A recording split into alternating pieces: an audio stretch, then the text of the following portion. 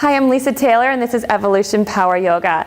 This summer, if you'll be traveling in a car, seated in an airplane, or behind your desk at work, it's likely your lower back and your knees, your hamstrings could get really tight. So these exercises are going to help you with that. So Susie, will you move up to the edge of your chair? And I'm going to give you a block to put under your feet just to raise your knees up to the height of your hips. So we're going to start with a simple twist to just wake up the tight area at the bottom of the back of your ribs. So take a breath in and reach your arms up and overhead. Then as you exhale, bring your left hand down to your right knee and your right hand to the back of the chair. If you can't quite reach to the back of the chair, even reaching to the side of the chair is going to work. Ideally, sit evenly in both of your hips and then keep your ribs melting into your body. Lift up really tall through the crown of your head.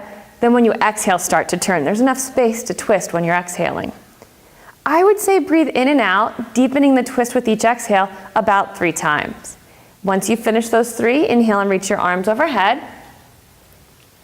Other side, bring your right hand to your left knee and your left hand to the back of your chair or the side of your chair. And then 3 times, inhale and sit up tall. As you exhale, start to turn. 3 times in total, a few more if it feels good, but 3 would work really well. And after the last one, and inhale and reach your arms up and overhead. Then bring your hands back down to your knees.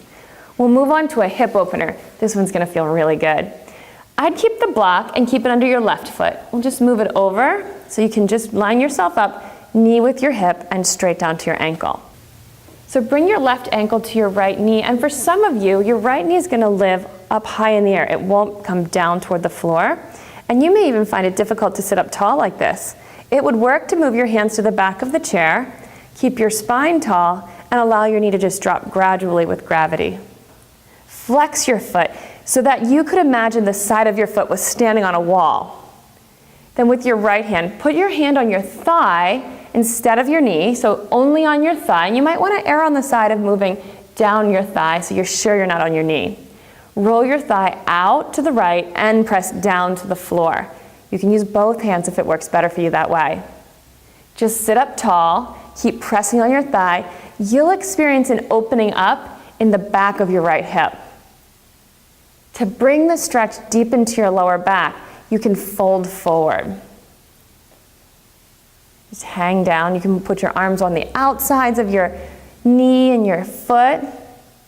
Might be helpful to just put a hand on the outer side of your foot and press in on the baby toe side of your foot to intensify the stretch. Flexing your foot like this keeps your knee in a really safe position. Then you can sit back up, and we'll just switch sides. So let's move the block over, and you'll just determine if you need a block based on your own proportions.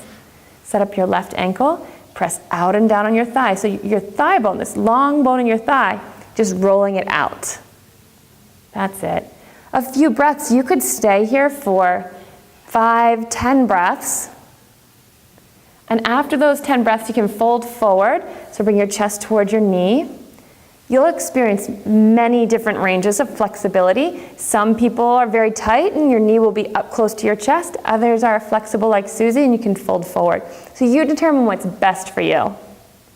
Okay, then let's move on to one more stretch. Sit up tall and let's position the block back to the center. You can put 2 feet on your block and stay to the edge of your chair. Then you can use your hands. If you have a chair like this with arms, you can move your hands back to the sides of the chair. Hold on. And this is a back bend, so lift up really tall on your chest and then drop your head back and create a back bend. It'll be a nice expansion across your collarbones. It feels really good to hold on to the chair and resist lifting up and away from the chair. One deepening step to this pose, you can remove your hands from the side and ease yourself back, your back to the back of the chair. I'll just help Susie, and drop your head back. Then hands to prayer position and just take them up and over your face and behind you. You can keep your hands together. Let your elbows bend and your shoulders open up. This can feel great if you've been leaning forward and typing all day. To come out of this, if you've held this for 5, 10, even 15 breaths, you'll want to move carefully. So move your hands first, just move them down the midline of your body, and then brace your hands on the chair to help bring your chin to your chest to help lift you up off of your back.